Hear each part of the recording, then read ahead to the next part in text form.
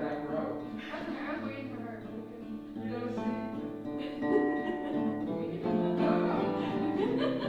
we believe in freedom. It's called freedom of sitting wherever you want. But you have to be willing to accept the guilt that comes from you want to do it. So it's respectful.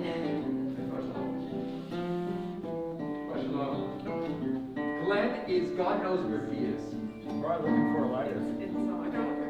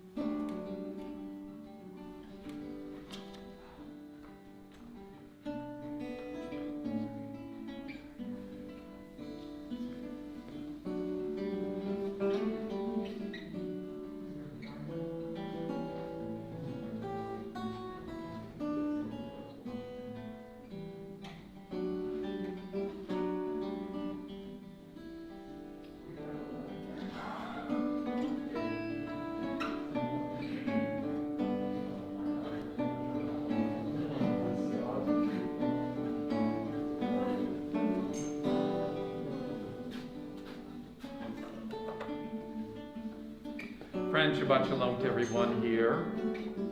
It's nice to see everybody this evening. All of you who are watching out there, we wish you well as for joining our worship. And we had a little bit of a spiritual crisis at the beginning of services. About a few minutes ago. And someone did an incredible mitzvah, who he must get credit for, even though he's not looking for credit. So last week we forgot the Shabbat candles, which happens. This week we had Shabbat candles, but we didn't have any anything to light it. So about 10 of, quarter of, I go out to Daniel and Glenn and say, we don't have a light. Can you go find one? I sent Glenn over to Boling's, a Chinese restaurant. I thought there was some kind of Jewish connection there. Even though Glenn is infinitely charming, obviously that didn't work. So he starts going everywhere. I have no idea where you found this. Hopefully you paid for it, but okay. So he's out there. So what do? I should have done this in the first place. I go into the church and I asked some guys, do you have any matches? Thank goodness they didn't, because they don't smoke. Eventually I spoke to the custodian, who just gave me this. But Glenn continued his journey, his spiritual journey, and he came. That lighter in the box. And he brought us this. Everything. There's never been a bick that is so holy as this. So the message is everything can find holiness to it. So thank you, Glenn, for. We're going to keep this right here. It's going to stay with the candles for all time. You guys are in charge of this. Okay. And please do not come ever without this connected to each other. Okay. That's it. That's it. This is the bit. This is the bit. That's the bit. It's This not is a the bit. It's the bit. The bit. Okay. So friends, again, Shabbat Shalom. We are going to begin our service this evening with the chanting of Lecha Dodi, that is found on page 2.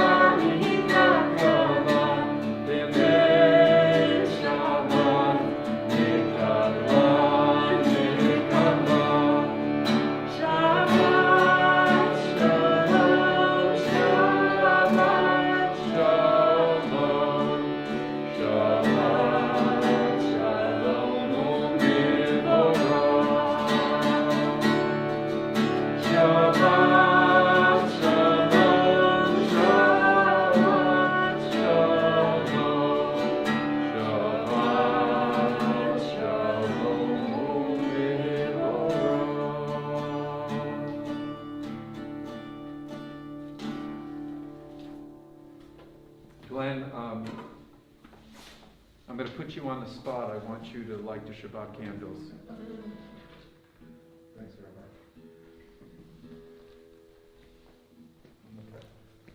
We are going to continue on page 7, and we are going to read responsibly.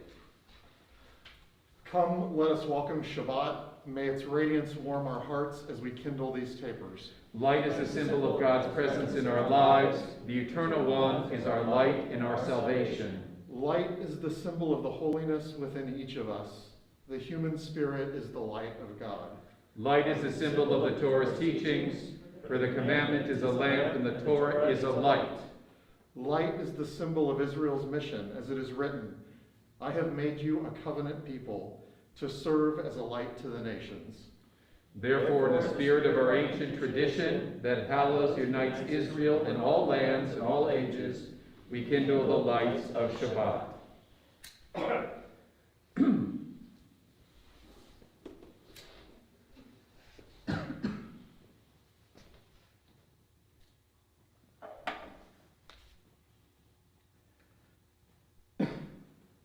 Baruch atah Adonai, Eloheinu melech haolam, asher kidshanu b'tzvotav, v'tzivanu lehadlik ner shel Shabbat, lehadlik ner shel Shabbat.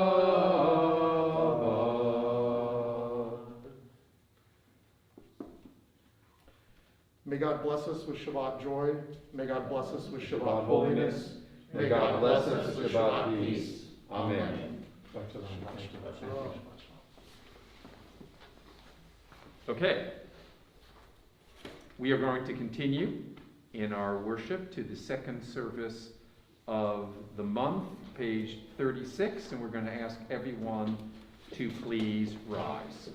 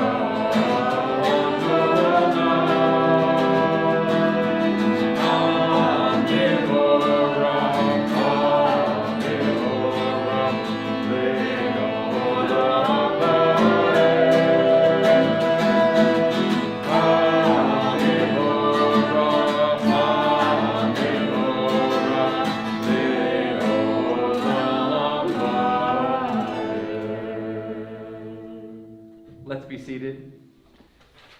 Let me continue on the top of page 37. Ever-living God, your majesty is proclaimed by the marvels of earth and sky. Sun, moon, and stars testify of your power and wisdom. Day follow day in endless succession, and in the years vanish, but your sovereignty endures. Though all things pass, your glory will never depart from us. Help us to be your partners that we may endow our fleeting days with abiding worth. Together, we read in the middle of the page, all goodness and truth come from you, O God. May no transgressions estrange us from you, their self-centeredness darken our vision of your purposes. Help us to recognize that which is just and more fully understand your will in adversity and in prosperity. May the light of Torah illuminate our path. May we labor in your service so that our deeds become a living hymn of praise to you. We join together on the top of page 38. Infinite is your power, even so is your love.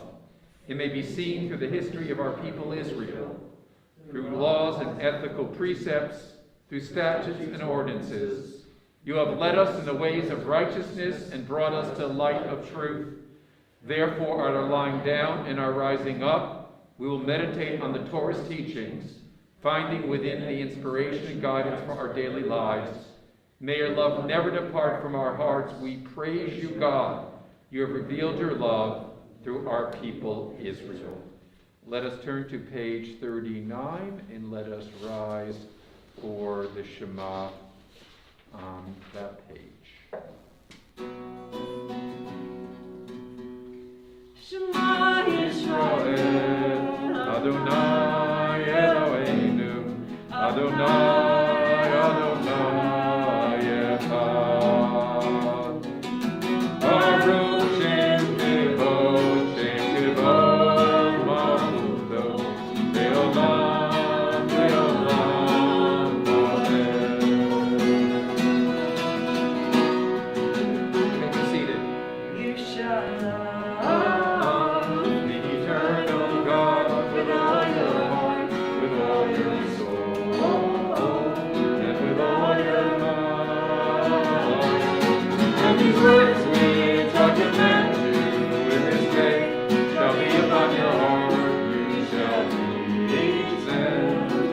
diligently to your children, and shall speak of them when you sit in your house, when you walk by the way, when you lie down, when you rise up, you shall find them.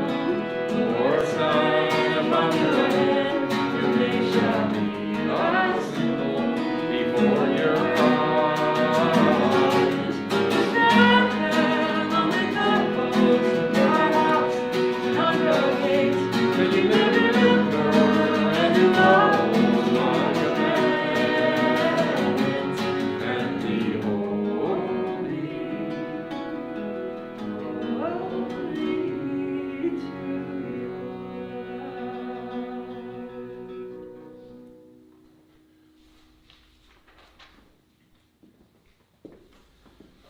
Let us read responsibly on page 42. In truth, the Eternal One alone is our Redeemer. God is the refuge of the oppressed, the deliverer of the persecuted. Let us praise the eternal God who gives rest to the weary and hope to the despondent. Let us ever acknowledge God as our Creator and hold fast to the Torah. Blessed is Shabbat, the Queen of Days, which offers to our people enrichment of the soul.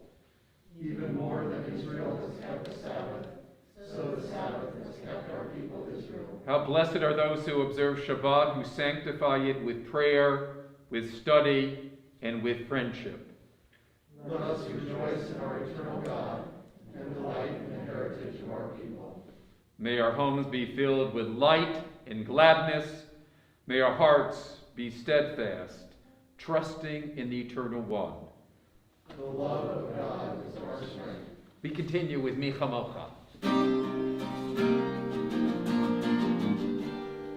La la la la la la la la la la la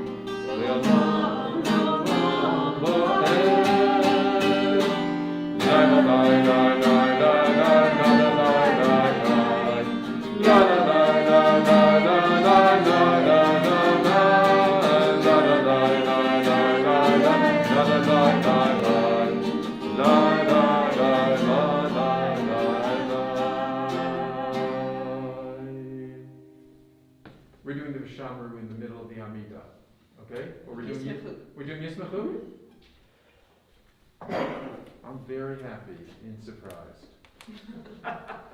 No, whoa.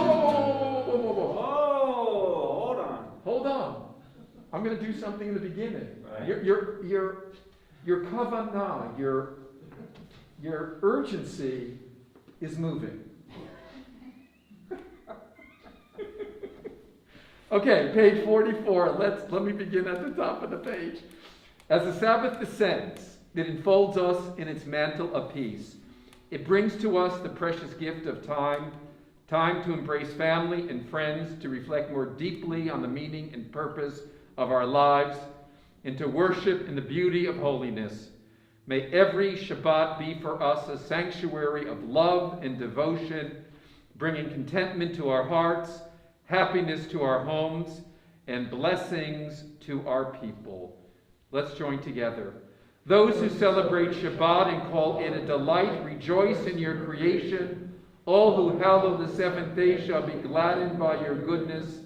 This day is Israel's festival of the Spirit, sanctified and blessed by you, the most precious of days, a symbol of the joy of creation. We continue with Yismachu.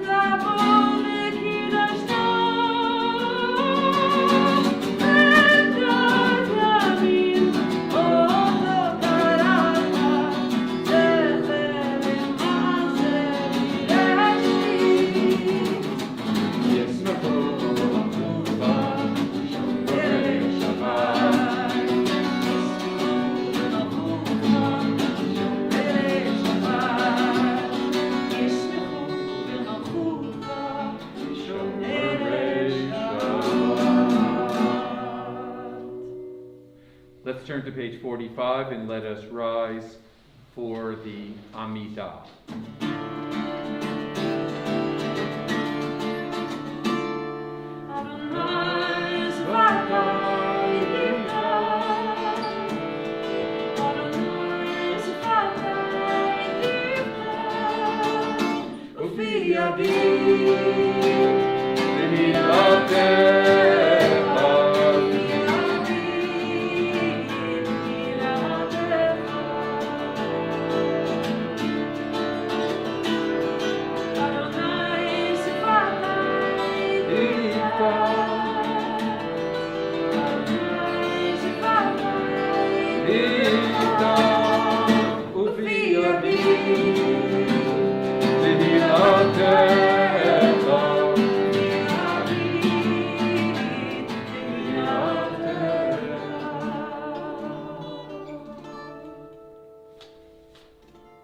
We praise you, God of our mothers and fathers, God of Abraham, God of Sarah, God of all generations.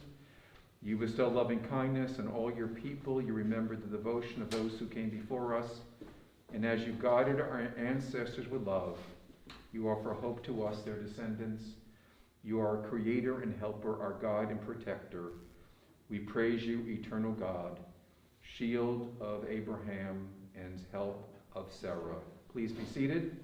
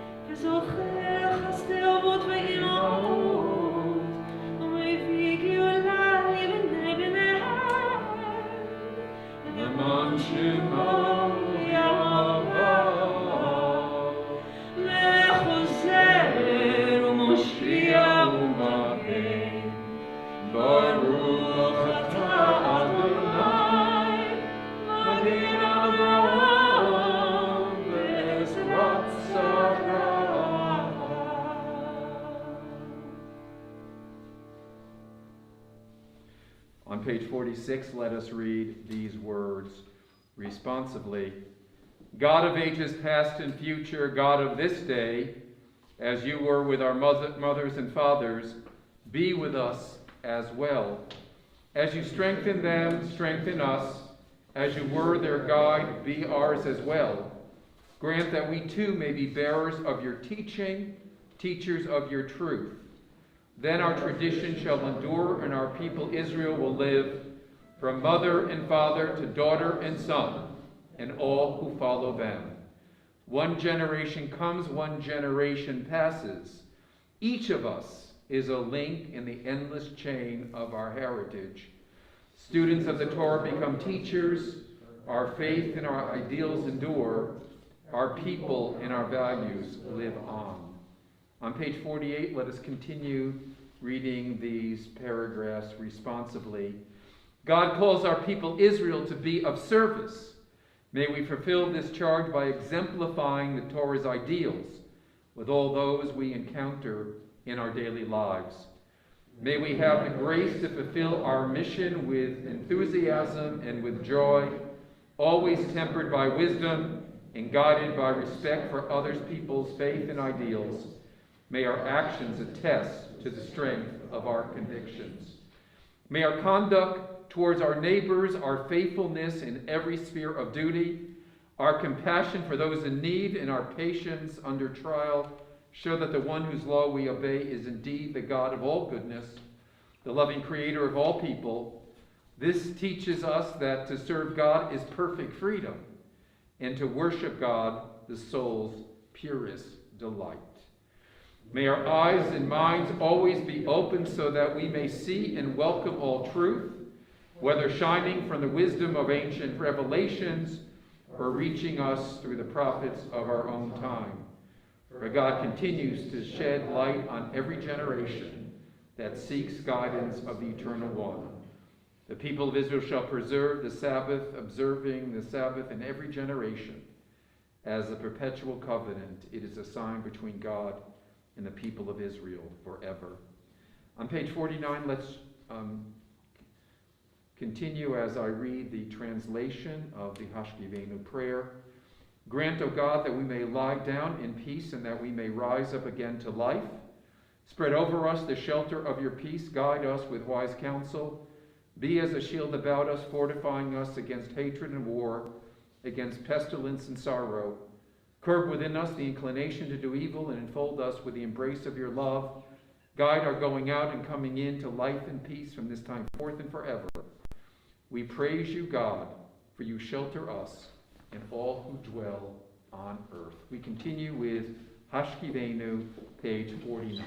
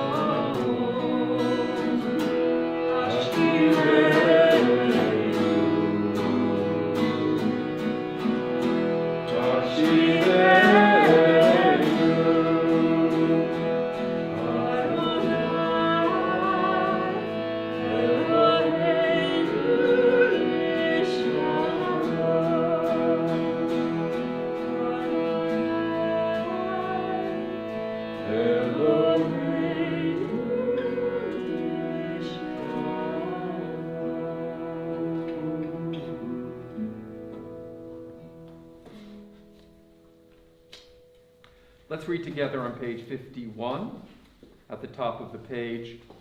We gratefully acknowledge that the eternal God is our creator and preserver, the rock of our life and the shield of our help. We thank God and sing praises for the gift of life itself, for our souls that are ever in God's keeping, for the signs of our Creator's presence that we encounter every day, and for God's wondrous gifts at all times, morning, noon, and night.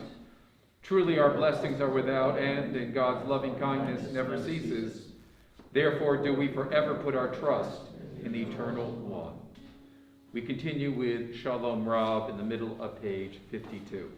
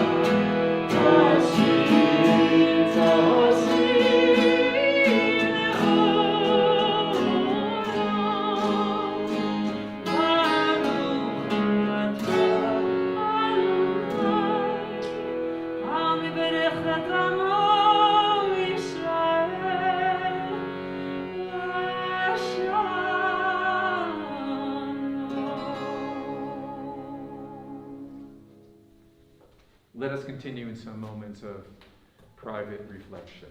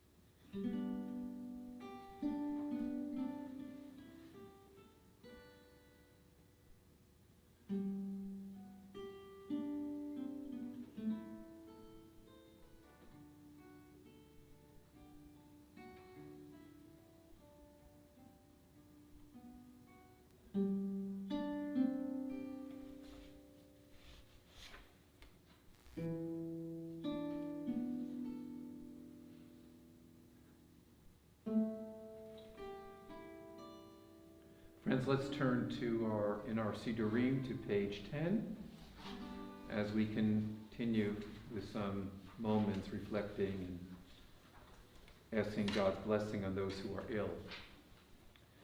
Let me begin at the top of the page. Prayer invites God's presence to lift our spirits. It allows blessing and the gift of hope to prevail in our lives. Prayer may not bring water to parched fields, nor mend a broken bridge, nor rebuild a ruined city. But prayer can water an arid soul, mend a broken heart, and rebuild a weakened will. Let's join together. We pray for the people who at this hour are in sickness, in want, or in distress of body or spirit. We name in our hearts those who are near to us and whose pain we feel pain. Let them know your help and you feel your presence, realizing that they are not alone.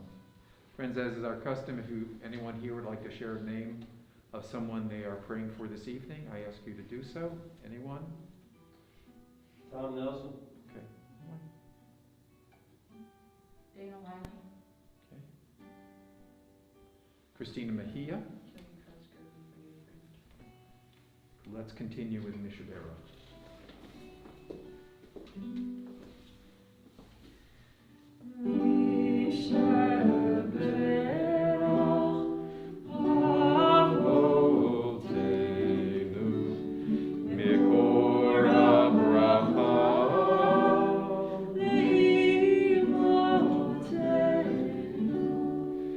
May the source of strength, who bless the ones before us, help us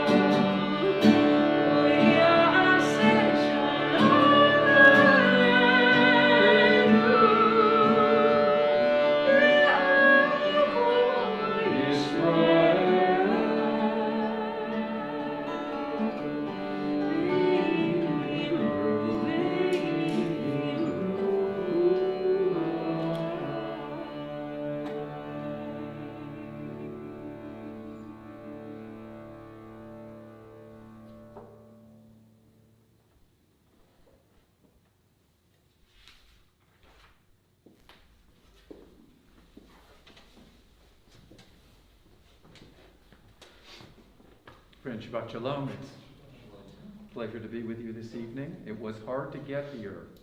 Did anyone have traffic problems? You guys don't have a problem because you came in the wrong direction. Well, it's still. It's your right it's direction. It's rush hour. But so I'm in line, and with the cars lined up, and I was going crazy. So I'm going to miss services. Okay, I want to talk about an important word. It's called ego. It's the Latin word for I. The use of ego entered psychology in the thought and creativity of Sigmund Freud and his followers. Ego for Freud refers to conscious decision-making part of us that we regard as I. When I say, I dislike my lunch. I decided to change jobs. I dreamt that I won the lottery. That is your I. That is your ego. Developing a healthy ego is a goal of growing up. Good parents help their children develop good egos. And so how we're raised, especially the families in which we are raised, determines the health of our ego. A healthy ego allows us to engage the world, to endure challenges in life, to achieve productive existence. A poorly developed ego inhibits us and we fail to achieve our full potential. But let's focus tonight on the inflated ego, which is, to me, so destructive.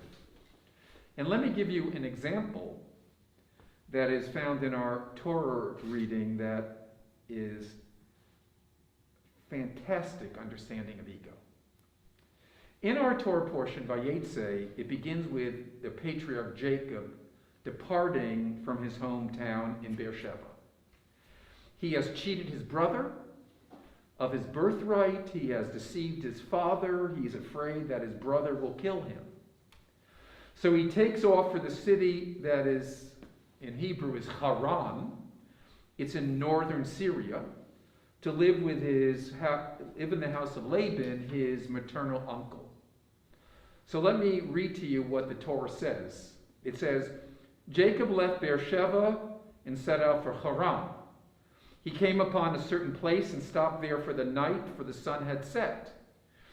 Taking one of the stones of that place, he put it under his head, and he lay down in that place.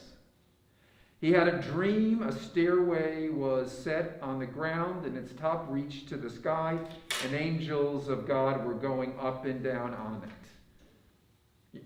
Jacob's ladder. The Lord was standing beside him, and he said, I am the Lord, the God of your father Abraham and God of Isaac. The ground on which you are lying I will assign to you and to your offspring.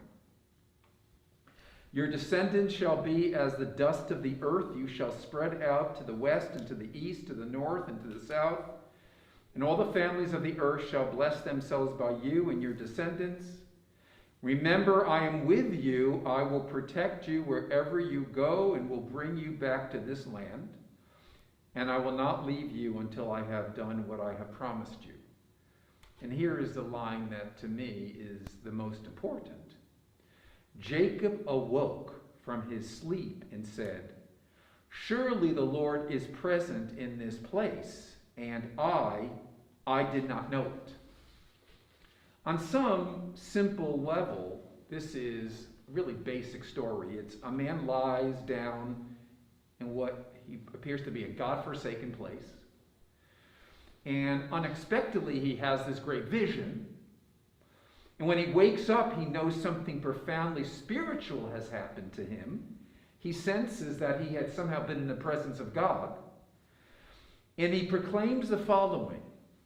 Akain yesh Adonai b'makom hazeh v'anochi lo yadati. Surely God was in this place, and I did not know it. Note the double I. Torah, Hebrew says, I did not know it. Rabbi Lawrence Kushner, this is a great book. Do you have it? Glenn? Have you been reading it? I love that book.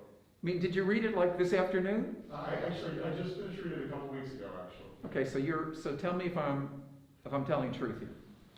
So Rabbi Lawrence Kushner, who was a great teacher of Hasidic literature and Reform Judaism, wrote this book where he explores how our sages understood this verse. And let me share with you the interpretation that he offers of Menachem Mendel of Kotsk, who was one of the great Hasidic masters, but he was, how would you say, someone who's really tough? Stern? He was stern, right. He was a stern Hasidic Rebbe. He wasn't someone you wanted to sit down and drink coffee with, okay? Kushner brilliantly brings Menachem Mendel in dialogue with Jacob. And the Kotzker Rebbe spoke to Jacob and says, you have to scrutinize your motives, purify your intentions, always be on guard against the intrusions of the ego. The first step to self-knowledge is self-doubt. Don't think you're so great. Your ego stands between you and God. In other words, there's only room enough in the world for one ego, yours or God's. You pick. Paraphrasing the word of the Talmud, he says, the Holy One says, of anyone who is conceited, there is only room in this world for one ego, yours or mine. And it was taught by one of Menachem Mendel's students. He says, the great hazard is that one will be filled with himself or herself with conceit, with self-satisfaction, feelings which are nothing less than idol worship. So Kushner goes on to saying, idol worship, the first idol is not some statue. The first idol is our ego. We worship ourselves. Ego here is not thinking that you're talented or a good person. That's healthy. Here, ego is arrogance. It's thinking that we're better than someone else. It's making ourselves big in the presence and at the expense of someone else. The prohibition against idolatry, it always seems strange. I mean, okay, who's gonna worship an idol? The Kotzker Rebbe says idolatry is about egotism. It's self-centeredness at the expense of someone else. It's self-worship. Self-centeredness at the expense of someone is the root of being a nasty person. Surely God was in this place and I didn't know it. The simple extra I leads one of Menachem Mendel's followers to teach it is only for a person to attain that high rung of being able to say, surely God is in this place when he or she has utterly eradicated all trace of ego from his or her personality, from his or her sense of self and his or her being. Now, Menachem Mendel, I mean, is this too high of a standard? Nathan, what do you think? No. If you didn't agree with me, that would be it. Menachem Mendel's piety is extreme. Nevertheless, it seems like a message that we really need to hear. Too much ego is a trap. It can lead us to selfishness. The world revolves around me instead of we are all in this together. Arrogance. I don't care who I have to step on to achieve my goal. We accept this distortion, rationalizing that we live in this dog-eat-dog world and we need to look out only for ourselves. And there is this myth that we are all self-made, but we come from families and all grew up in communities and all are part of a civil society. The myth pervades that we have individual achievements, that we can be proud of remarkable things because in the language of our age, I did it myself. It's not true. Ego can lead to a lack of self-criticism. How can I be wrong? What I think or do must be right because I know better than others. Or if we are consumed by ego, how can we ever really love another person? Because love must be rooted in humility and in vulnerability. Another person matters as much as we do. If you can't say that, how do you love? How do you love everybody? So what's the Jewish response? Jewish response is what we're told Moses had. It says that Moses had anavah, he had humility. In Judaism, it is tangibly expressed in what's called gimilut chasadim, deeds of loving kindness, things that we do for others because we believe the others are as important as we are. These acts involve some form of selflessness in the service of others. Let me give you an example of that is, in Judaism, to me, probably the most profound. You know, all of us have unfortunately had the experience of being at a funeral. And at a Jewish funeral, something really remarkable happens. It's really remarkable. The body is lowered into the ground, and the people who are there fill in the grave. Really, tradition has it, you know, we do now, we throw a little earth on the casket, but traditionally, you filled it in before you left. I mean, literally. I mean, that's unfortunately the custom of our family, that we don't leave the grave until we fill in the grave, members of the family. But think about the mitzvah. You're doing it for this person, and they can't thank you for doing it. But you do it because you recognize that their honor is more important than you. And in your act of humility, and this is an act of humility, we show our selflessness and our holiness. So let me state it as clearly as possible. An egotist cannot be a religious person. An egotist cannot experience the presence of God. There's no room for God with a person who is so inflated with themselves, because there's no place for God to be in their lives. And I have to say this, and I was kind of struggling whether I should say it, but as you know, I'm not very inhibited. In my experience, one of the most difficult things is when clergy are arrogant.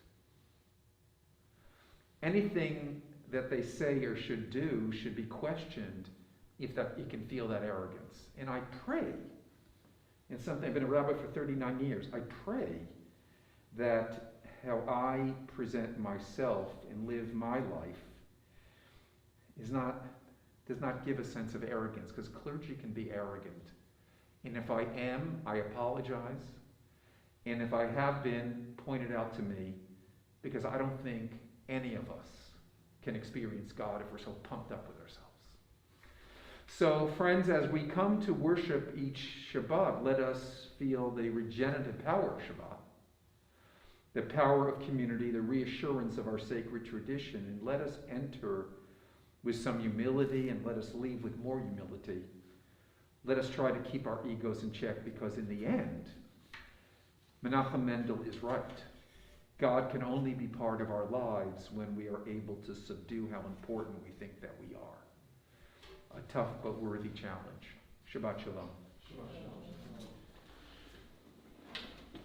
We are going to continue in our service, page 368, and let us rise for the adoration.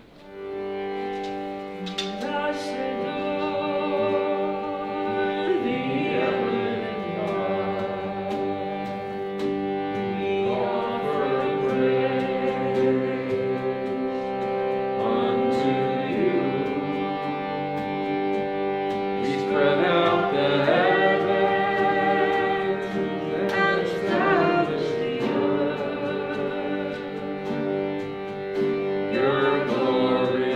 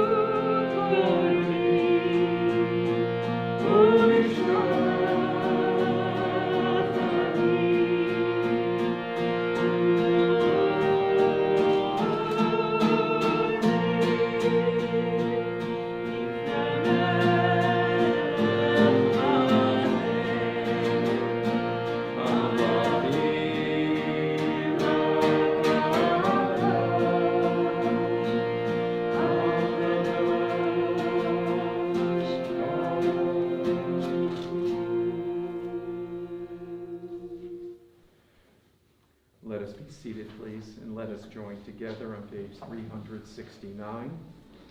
May the time not be distant, O God, when you shall be worshipped throughout the earth, when unbelief shall disappear and error be no more. Fervently we pray that may the day may come when all people shall be guided by your teachings. Corruption and evil shall give way to purity and goodness. Superstition shall no longer enslave the mind, nor idolatry blind the eye. Then all who dwell on earth shall know that to you alone every knee shall bend and every voice give praise. May all created in your image recognize that we are brothers and sisters, so that one in spirit and one in harmony be forever united before you. Then shall your reign be established on earth, and the word of your ancient prophet be fulfilled. The eternal God will reign forever and ever. On that day the eternal shall be one, and God's name shall be one.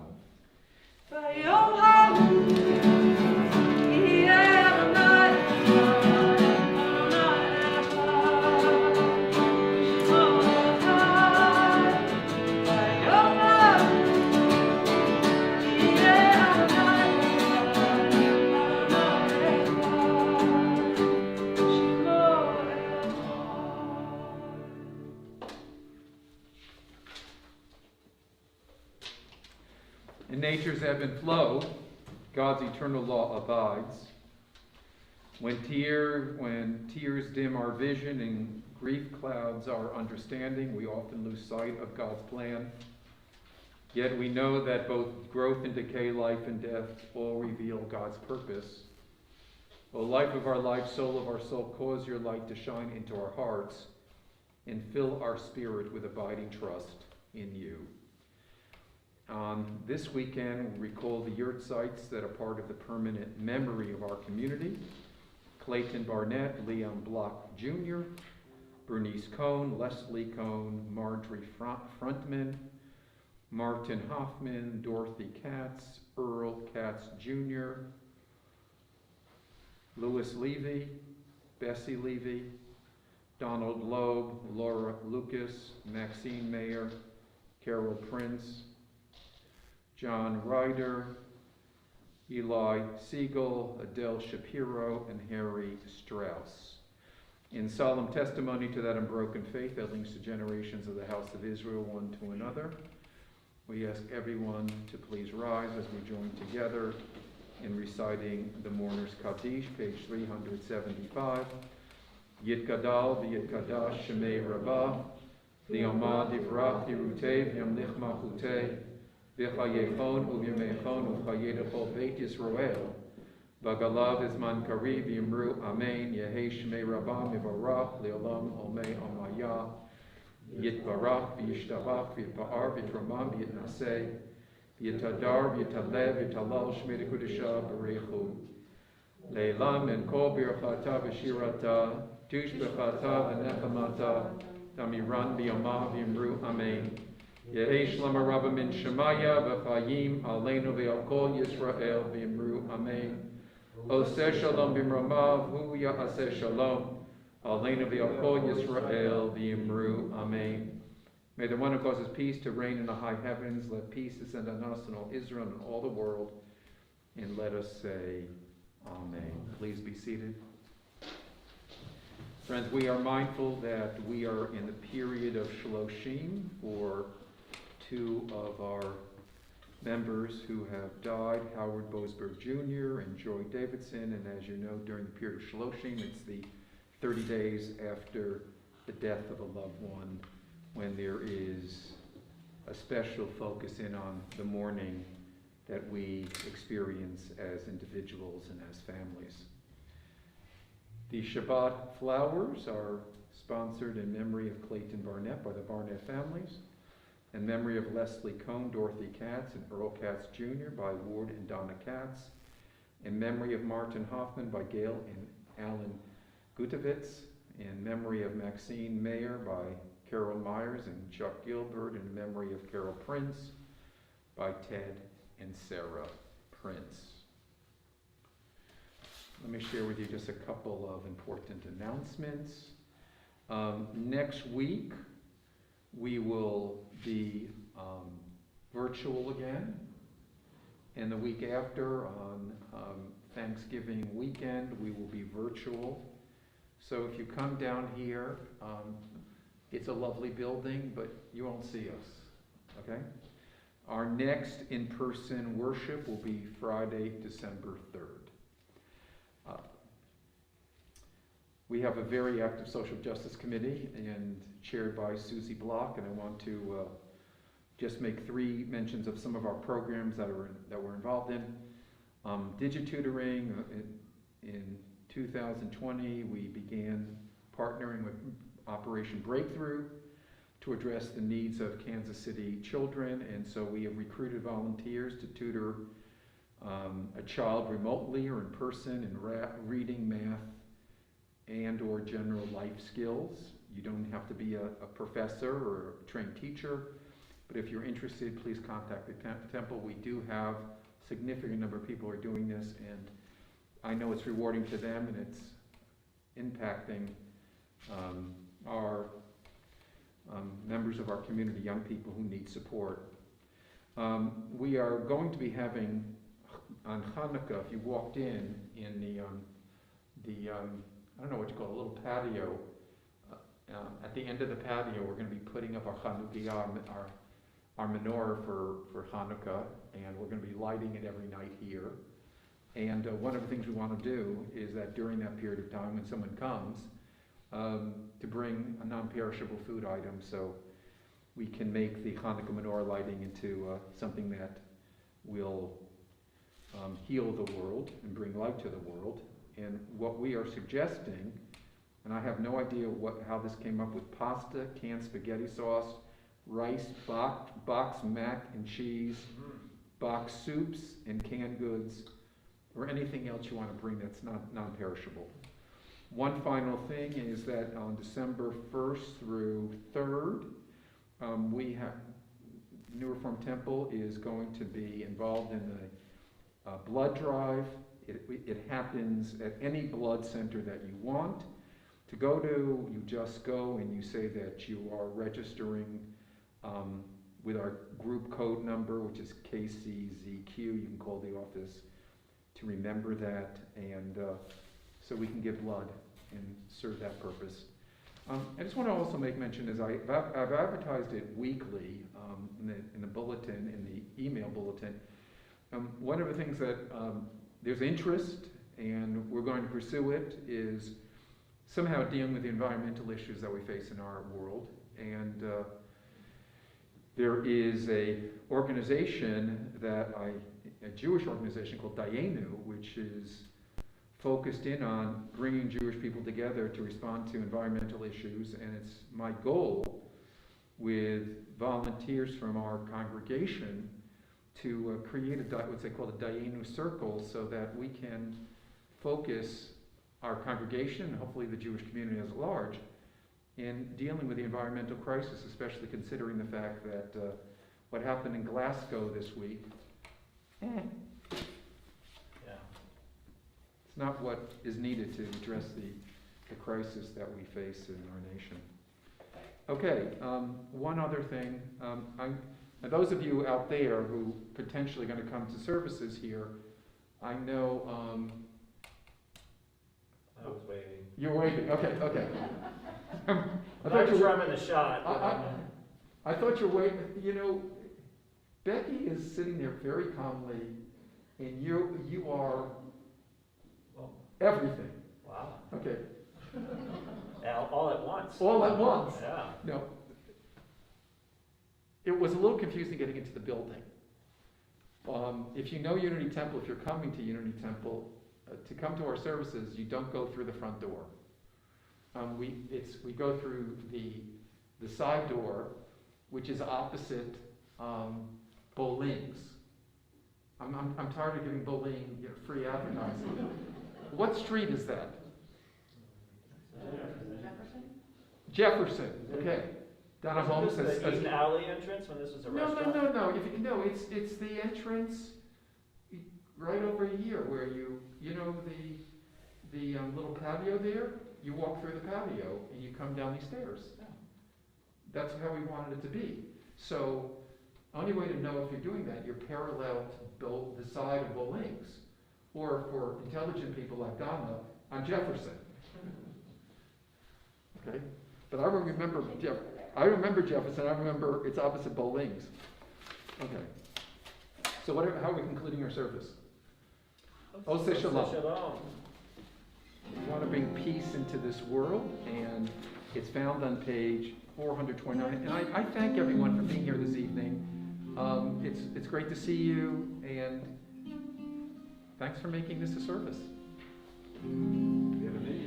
Oseh Shalom Bimromav Yaseh Shalom Aleinu Ve'akol Yisrael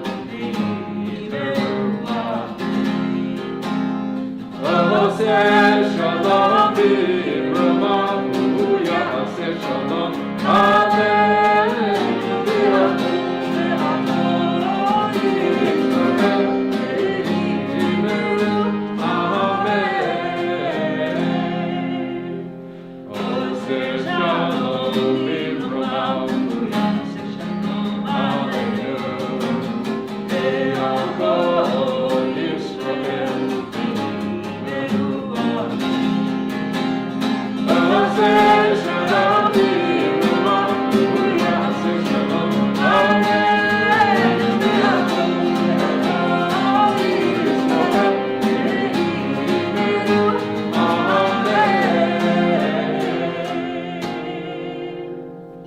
Shabbat Shalom to everyone.